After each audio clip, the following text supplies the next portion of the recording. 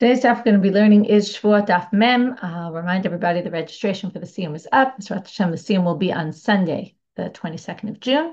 We'll push it off a few days, so we'll basically end up starting Avodah Zarah on Friday. That means there's no regular Shiur on Thursday because we're going to learn the daf on at the Siyum. So Thursday there's no Shiur. Next week, not this week. Okay, we still have another week till the Siyum. And please register for the Siyum to get your Zoom link. And we will learn the daf together at the Siyum with a shiur also from Zitzi Turner and a Siyum Ashas of Caroline Musen-Berkowitz, which we're very excited to be able to have her celebrating with us. So definitely don't miss it. And okay, let's get started. I wanted to do a quick review, and I made a study guide today with charted out a little bit of yesterday, a summary of some of the stuff we did yesterday.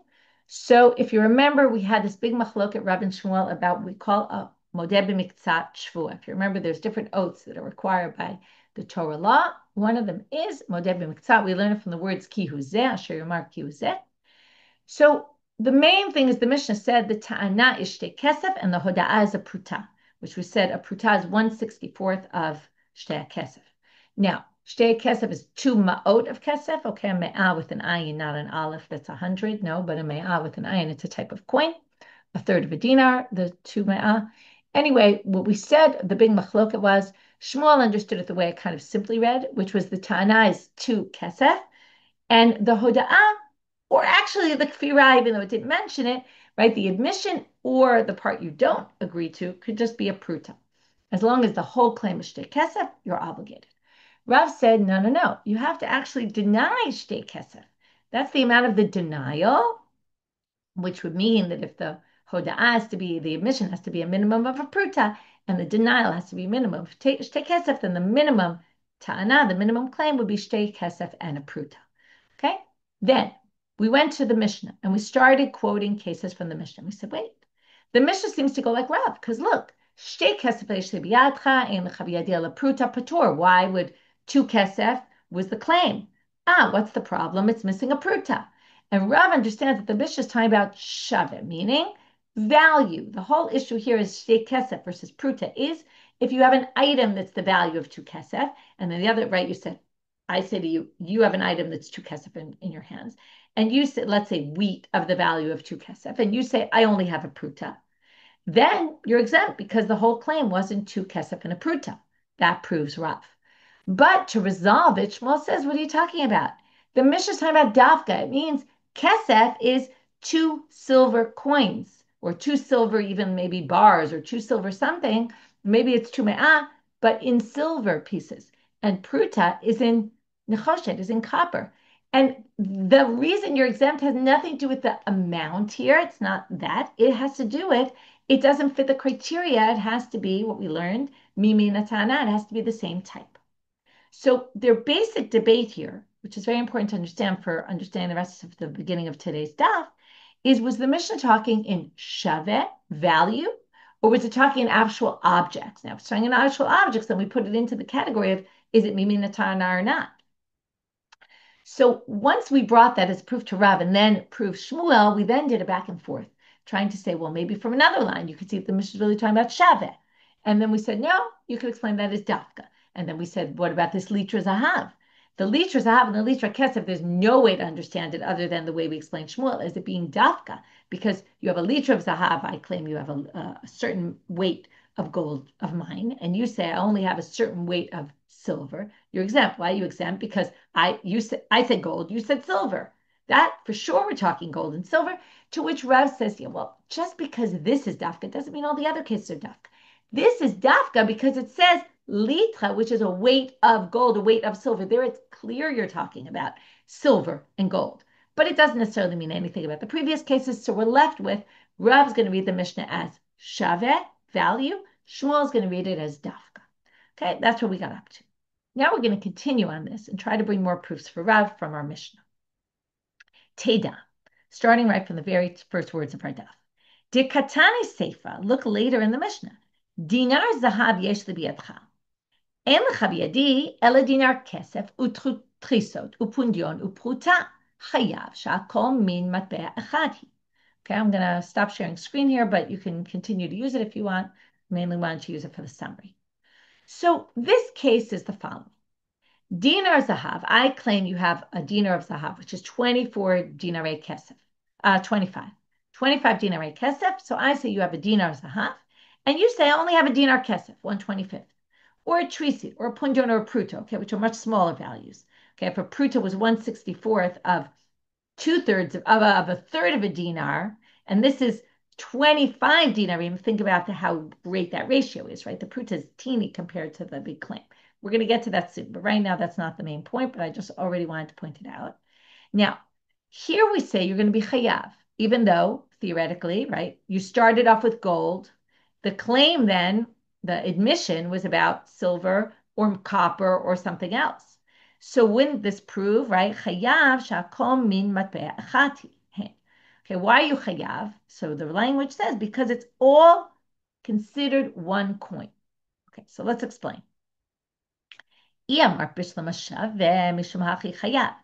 If you say this is all value, okay, that I claimed you have in your hands of mine 1 dinar of zahav. What I really meant was the value, something of the value of a dinar of zahav.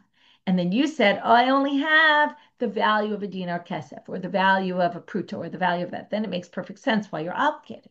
But iyamar dafka, but if you say, I was talking gold, and you were talking copper or silver, that's not the same, right? So it can't be dafka, and this would prove this, right, Rav's reading that the whole Mishnah is shaveh, which then proves that that first line in the Mishnah of the shtei kesef, where you didn't have shtei kesef at a pruta, would be exactly the reason why you're exempt, and not because one was talking silver, one was talking copper, right? So if you say dafka, my chayav, why would you be chayav? However, just like in the previous, we're going to have a way to explain this according to Shmuel as well. I'm a Rabbi Elazar. So Rabbi Elazar happened to explain the Mishnah in a way that works with Shmuel. B'sheta'ano b'dinar matbeot. When I said you have a dinar zahav of mine, what I said really was you have a dinar zahav's worth in coins of mine.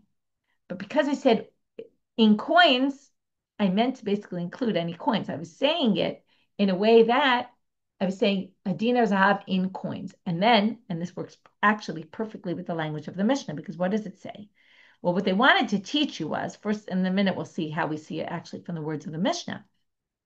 But they wanted to teach you, kamashmalan de pruta bichlal matbe'ita, that a pruta is considered, that even a pruta is called a coin. Okay, you might have thought a pruta is so small and it's made of copper, that maybe when you talk about coins and you say you have a dinar zahav's worth of coins, right? Think about nickels, dimes, quarters, pennies, right? Like maybe you think pennies wasn't part of coins. I say you have, $1 worth of coins of mine.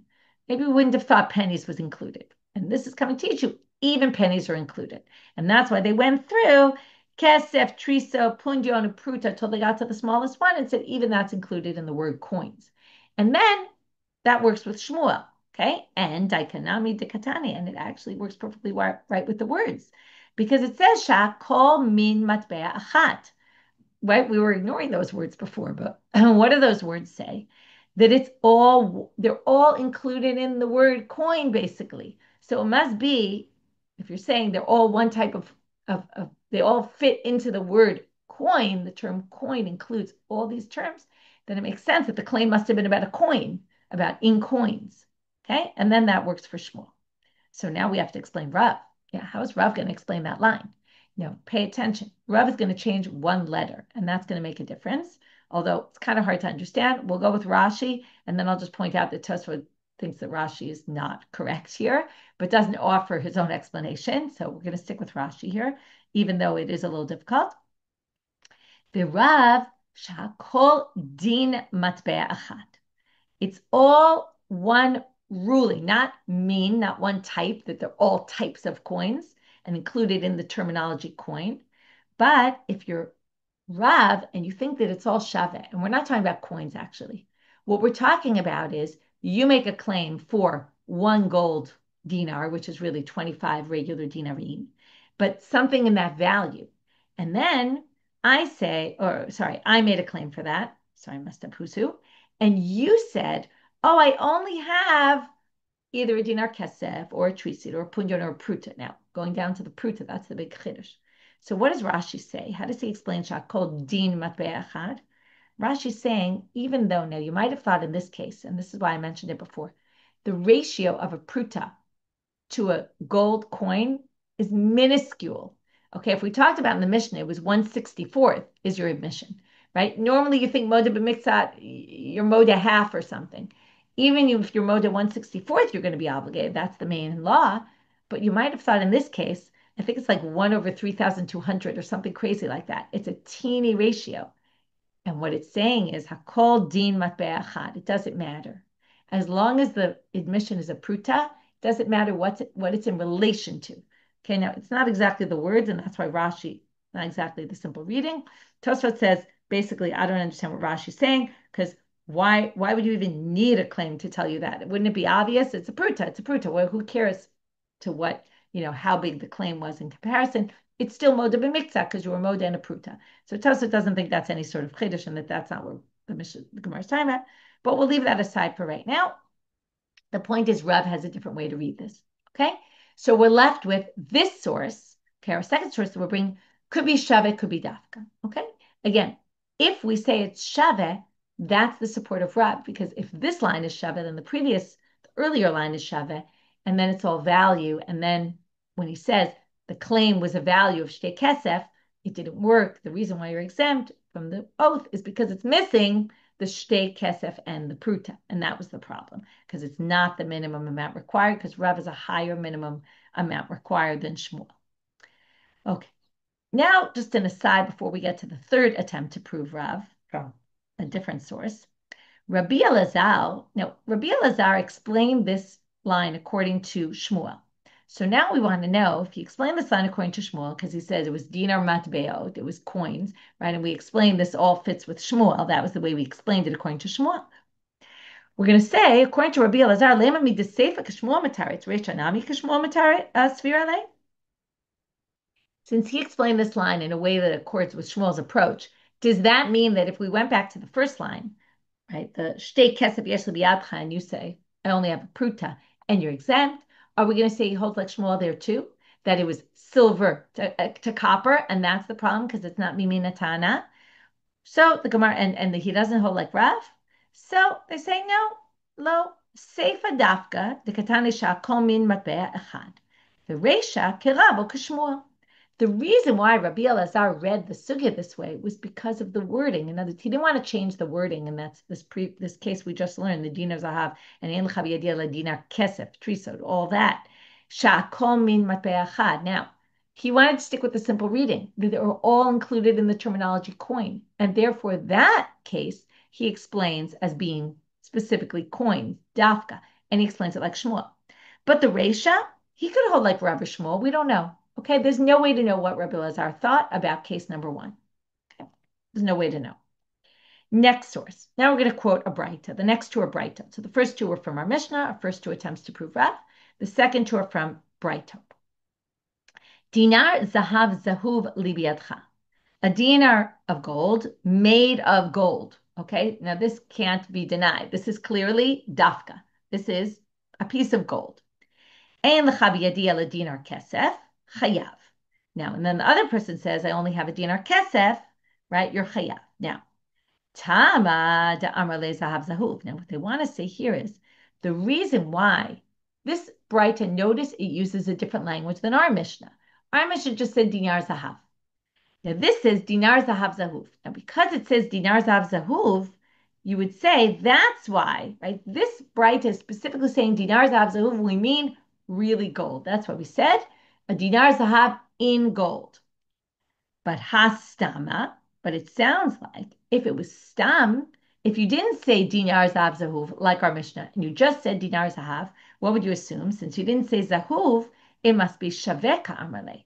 It must be you're talking about value, and that would prove Rav's reading of our Mishnah. Right? If we take our Mishnah, we assume, now this is an interesting assumption, but we assume there was a Mishnah and there was a Braita, and kind of like they were created similarly. So one used one language and the other used the other language. Now we've seen this many times. Sometimes Braita used different languages entirely. They came from different Batei Midrash. The way they talked about things was different. But right now we're reviewing as if, let's say, it's the same author who wrote the Braita and who wrote the Mishnah, even if it wasn't, but we're treating it as if.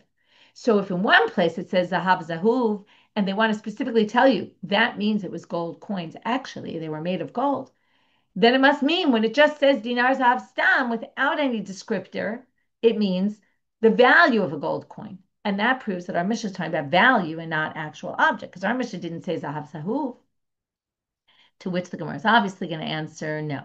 Rav Ashi hachi kamar. Kol omer dinar zahav, komer dinar zahav zahuv dami.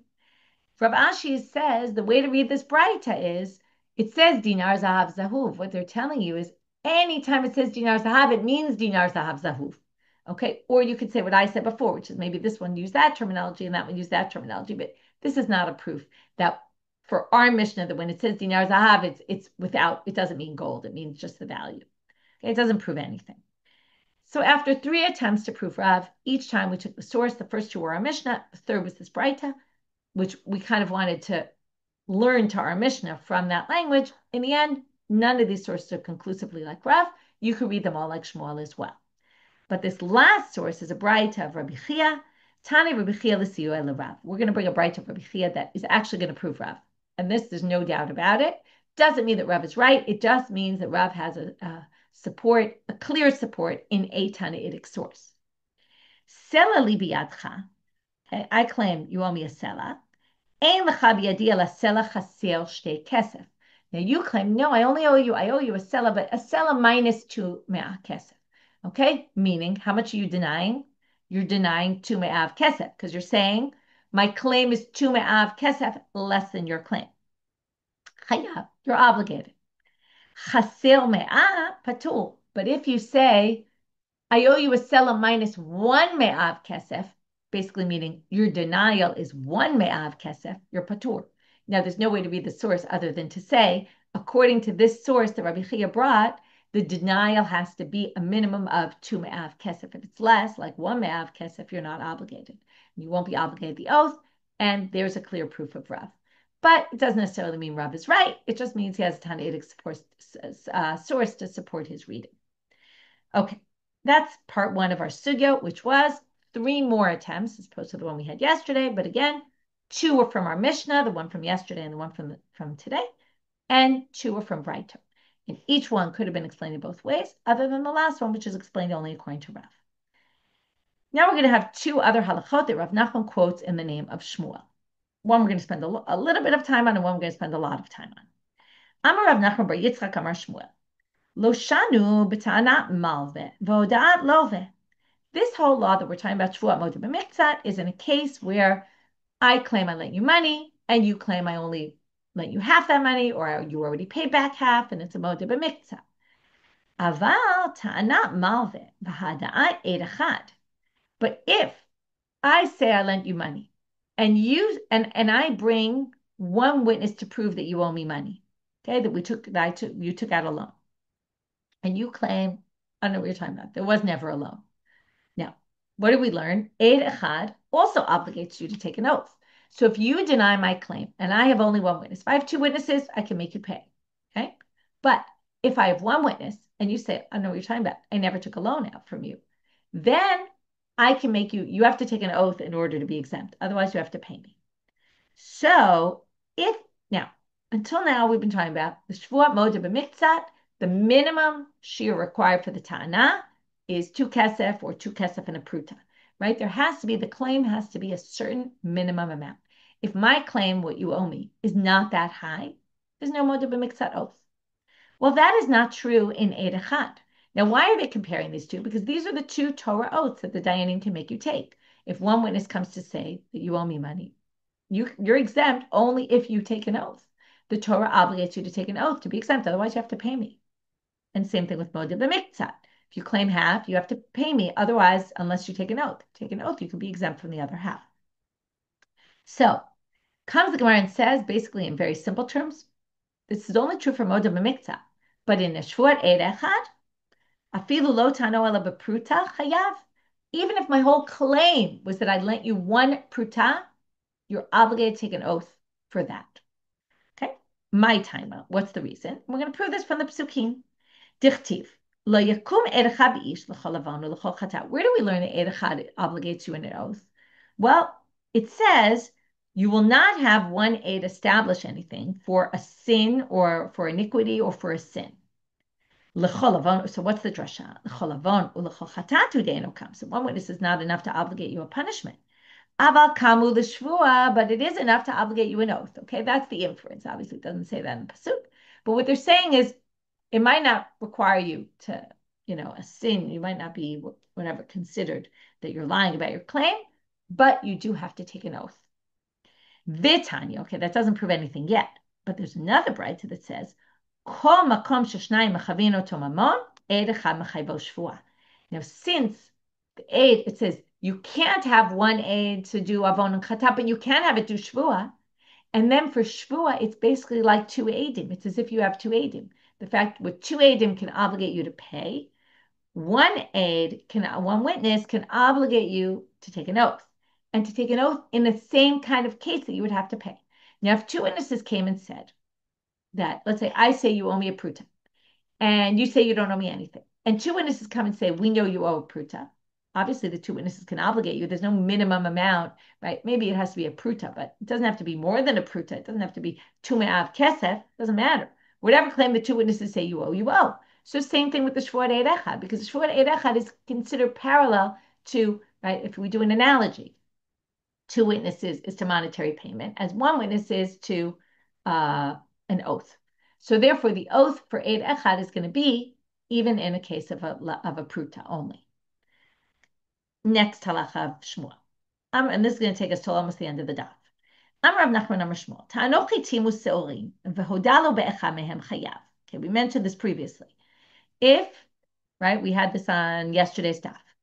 If I claim you owe me wheat and barley, and you admit to owing me barley, that's half a claim, because we're talking wheat and barley. Even though it wasn't half the wheat or half the barley, but it was enough to be obligated because you basically denied half my claim and admitted to half my claim, or denied part of my claim and admitted to part. So even though, again, it was only about one of the two things, but we view those two things I claim that you owe me as one group. Okay. That's Shmuel. Amar lo Rabbi Yitzchak, Yaisher b'chein amar Rabbi Yochanan. So Rabbi Yitzchak heard this. He's an Israeli Amora. He says, you know what? Great that you said that. And in fact, I'll tell you that Rabbi Yochanan in Israel said the same thing that you said, Rabbi Nachman, that Shmuel said. Michlal. So now there's a small side tangent, and then we're going to get back to our main sugya. Now, Rabbi Yitzchak came from Israel. Who were the two main rabbis in his time? Rabbi Yochanan and Rish Lakish. So when he says, oh, and Rabbi Yochanan said the same thing, does it mean that Rish Lakish didn't? Because otherwise, why didn't he say Rabbi Yochanan and Rish Lakish said like you? So that's what the Gemara is going to ask. Michlal de palagali Rish Lakish. Should we assume from here that Rish Lakish disagreed? Ikeda amre misha v'shayle v'shatikle, and ikeda amre misha v'shatile v'shatikle. Okay, two ways, two versions of what happened exactly, or what they say maybe happened, which is Rabbi Yitzchak. What happened was Rabbi Yitzchak heard Rabbi Yochanan say it. Rish Lakish didn't respond right away, and by that time Rabbi Yitzchak left the Beit Midrash and didn't hear what Rish Lakish had to say. So we just didn't quote him Rish Lakish's name because he wasn't there and didn't hear. The second version is not that Rish Lakish hesitated and didn't answer right away, but that Rish Lakish mishta v'shatele. You can see why misha shahe and mishta shate could be confused. It's just a hey and a tuf switching, right, one letter off. He was drinking at the time, and he was in the middle of drinking, so his mouth was full. He didn't answer, and by that point, Rabbi Yitzchak left the Beit Midrash and just never heard what Rish Lakish said.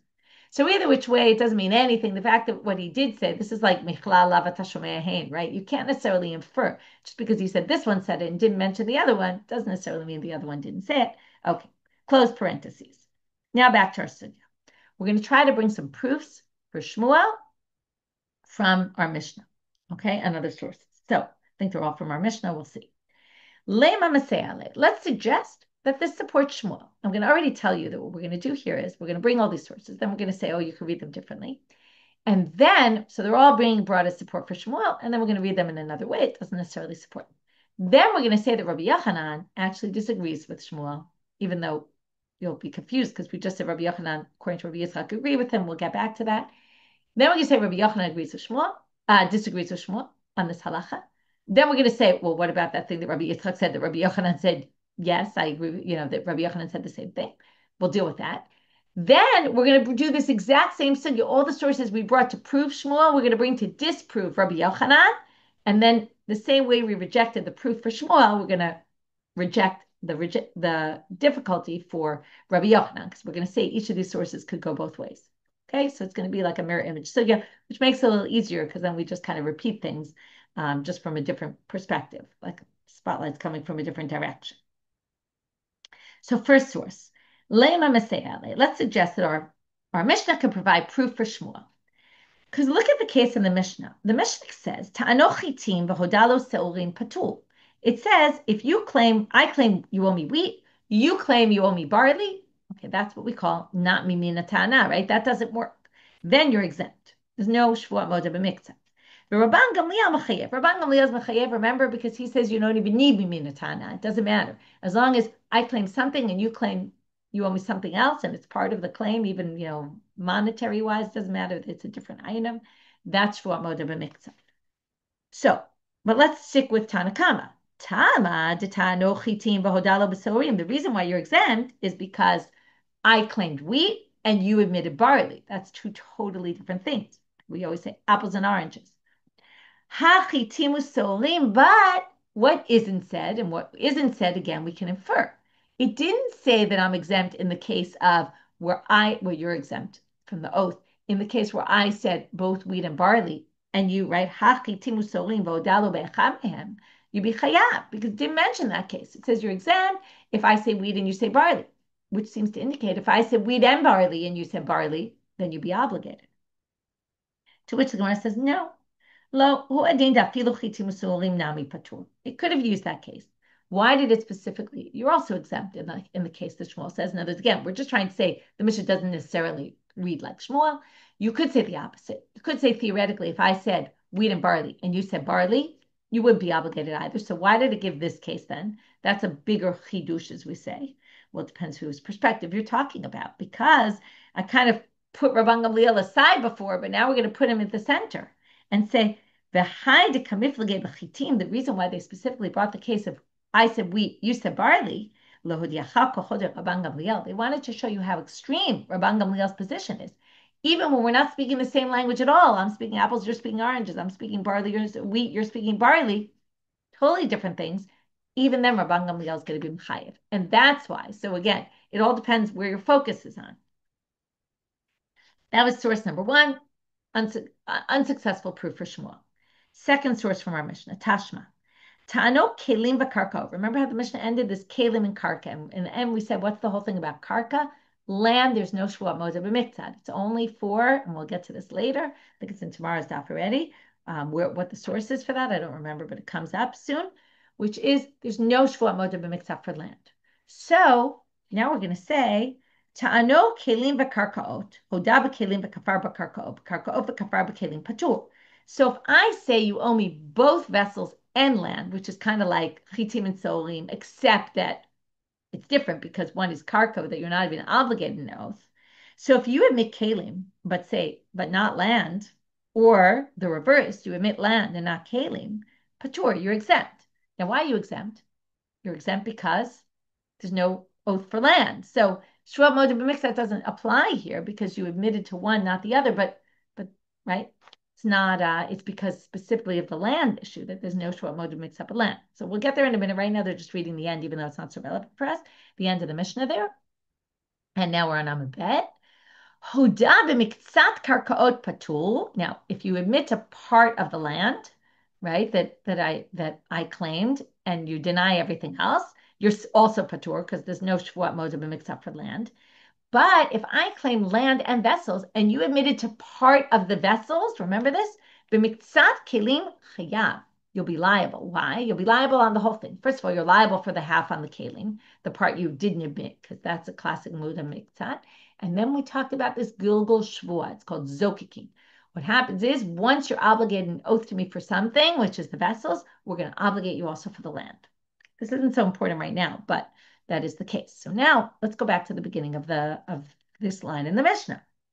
The reason why you're not obligated if you admit to kelim or you admit to land is because Tamad kelim the karkaot, the karka la batshvohi. The whole reason there is specifically unique to the fact that land does not require an oath. So therefore, if it's land and vessels, and you claim one and you admit to one and not the other, there's no Shevuot moed b'miktzah, because one of the items, it's not like wheat and barley that are both grains or both, even if it wasn't even things that are similar to each other. It could be wheat and bowl or something, or bowls or something like that. Then at least it's all in the category of something that's obligated in oath. And that's what we're going to say right now. So the whole reason here why you're not obligated in oath is because karka la bat shvuah, because karka just doesn't come into the whole world of Shevuot moed b'miktzah. But from there you can infer ha kelim v'kelim dumia de kelim v'karka you be chayav. If it was kelim and kelim like kelim and karka, like for example, if it was a parallel case, but cases where all of them are obligated in oath, like wheat and barley, sounds like you'd be chayav. To which the Gemara says, no. Huadin dafilu kelim kelim nami patur.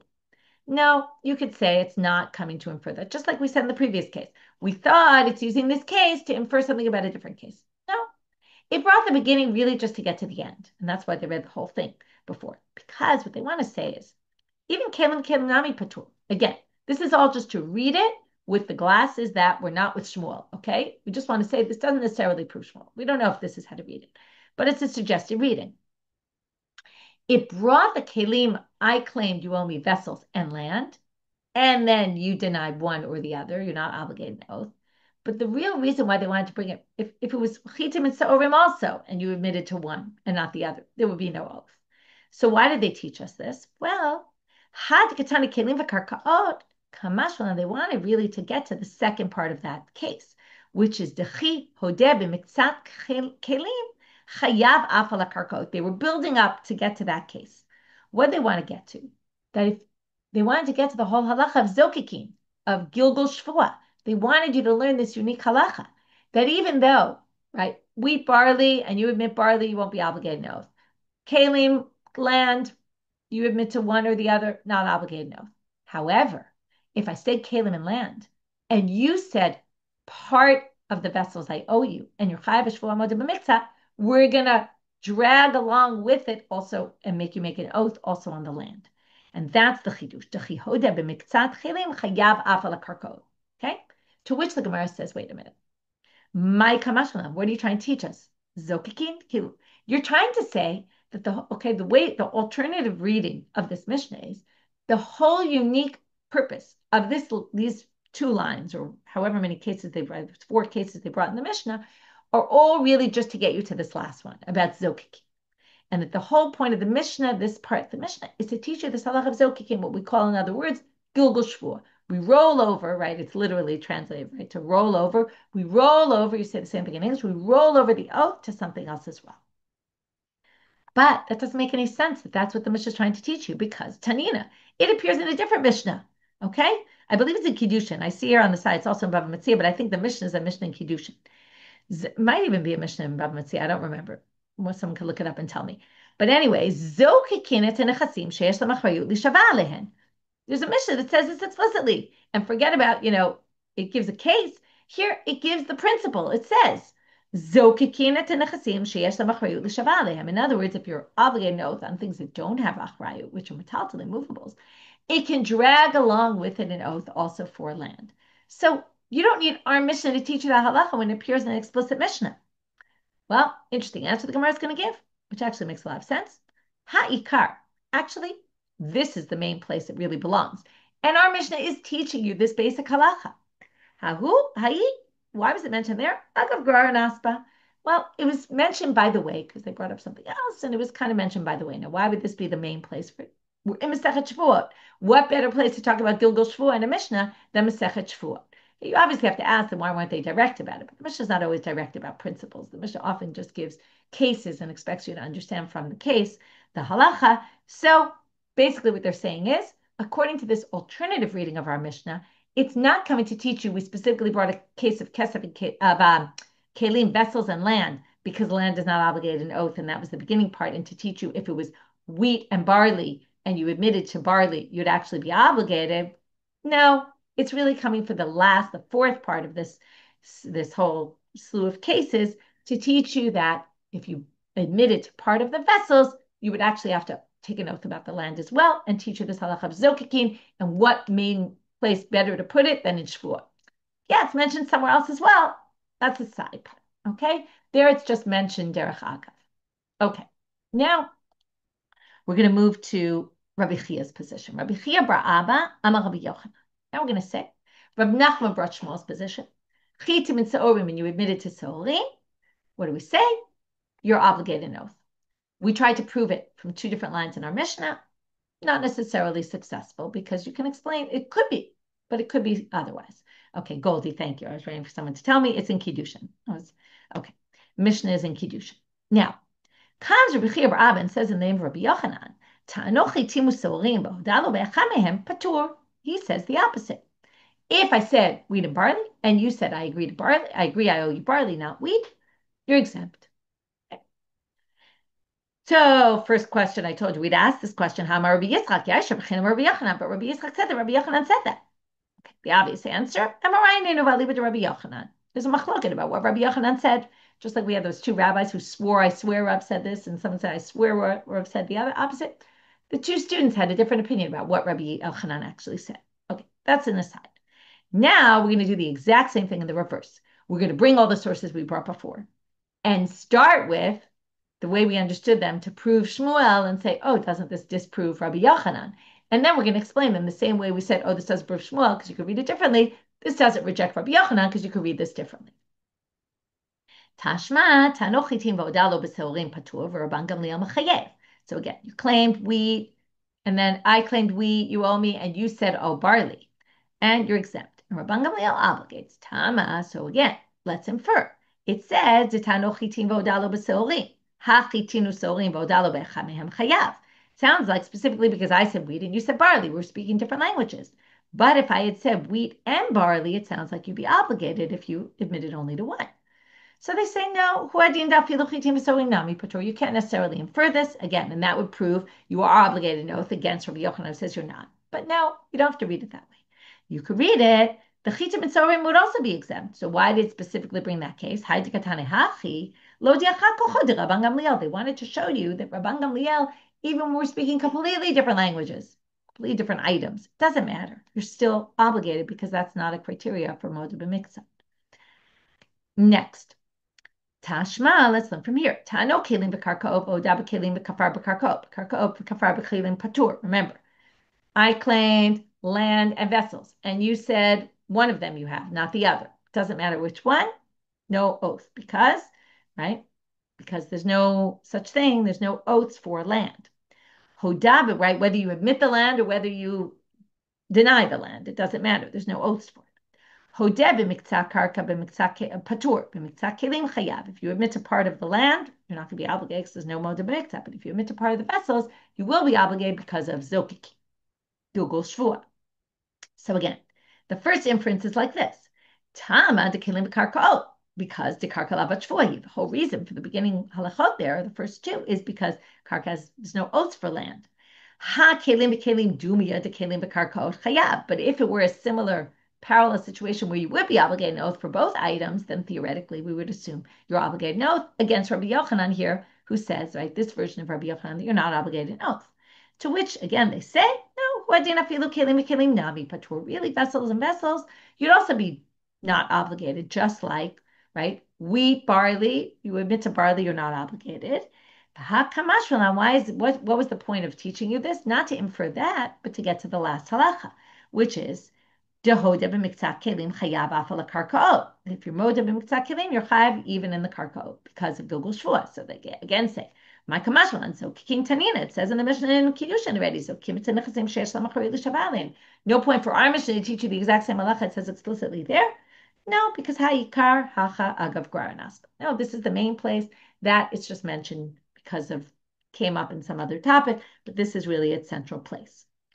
This time we're going to have a third difficulty on Rabbi Yochanan that didn't appear as a proof for Shmuel, but probably because of circumstances, like we're going to see here. The Eitiv Rabbi Abba bar Mama, Rabbi Chia bar Abba. Now, Rabbi Abba bar Mama saw Rabbi Chia bar Abba, and he said, "Oh, I have a question against your opinion. Here's a source. Okay, before the two are from our Mishnah. Now we're going to have a Braita, which we haven't seen yet. Tano shol v'hodalo b'seh. I say you have my ox. You say I have your sheep or lamb, one of those. Sev v'hodalo b'shor, or the reverse, patur. Okay, that's right, not mimina tana. Tano b'shul visse. What if I claim both the animals you have? V'hodelo be'chameim, and you admitted to one, chayav, you're obligated. Okay, so what do you see here? That's exactly chitim and so'olim, and you're obligated. So why would that, right? That sounds exactly like Shmuel and not Rabbi Yochanan. So Amrle, Hamane Rabban Gamliel he. So Rabbi Chia bar Abba says, oh, you can just say that that's Rabban Gamliel's opinion. You don't need Mimina Tana. Well, that's going to be a little problematic to say that because, right? And then basically don't question me on that. That's not the mainstream opinion. Because Rabban Gamliel, Afilo Reisha Nami. But wait, the Reisha said, one guy said sure, the other one said set. That's not Mimina Tana. And it says you're not obligated. So what do you see? This can't be Rabban Gamliel. He would obligate in the first case as well, right? Rabban Gamliel, Afilo Reisha Nami, you'd be obligated. Okay, so that doesn't work. So Rabbi Chia bar Abba comes up with a different answer. Elhamane Admonhi. Oh, this is Admon's opinion.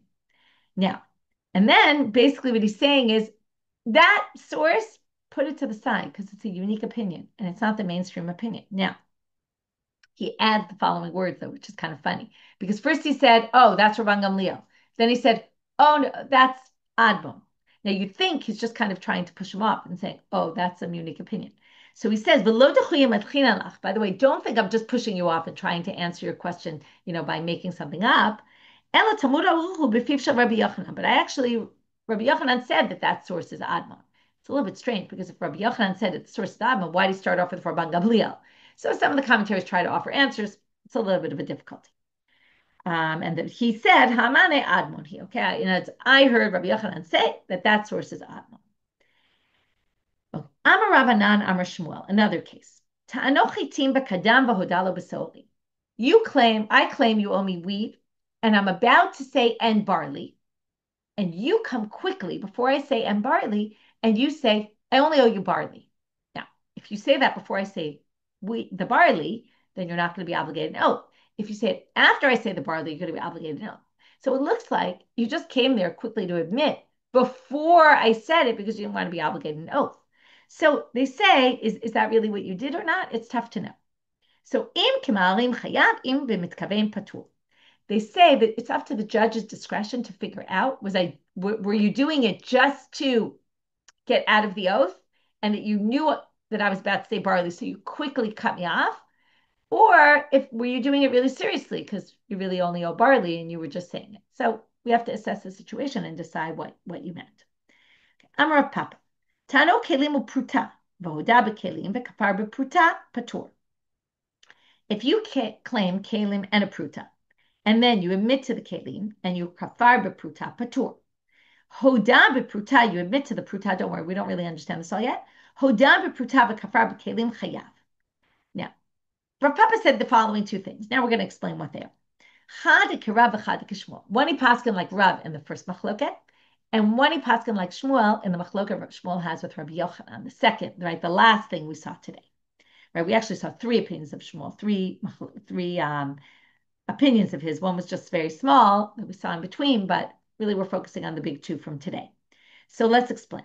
Chad de Rav, which one's like Rav? To Amar k'firat ta'ana shtei kesef. Remember? Okay, the first case is I claimed you owe me vessels and a pruta. You admitted to the vessels, but you denied a pruta. Now, denying a pruta is not enough. You have to deny shtei kesef according to Rav. So the first one, you're exempt because it's not shtei kesef. The second one is hoda b'pruta v'kafar b'kelim. If I claim kelim and pruta, and you admitted to the pruta and denied the kelim, let's assume the kelim were of that, right? Kelim can be anyway, by the way, any value. We're going to see that soon. Did I skip something? Where are the machatim? Didn't do something about the needles? Did I miss something? 1 second.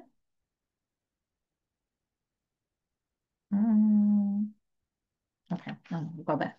It was somewhere where there was needles. If I skipped a part, tell me. Okay. Anyway, he now says, so the second one is like Shmuel, who says, Tanochi timu sorim vodalo becha mehem chayav. Right? That's a case where he basically denies two things. Oh, that's where it was. I skipped one line just before. Okay, I'm going to go back.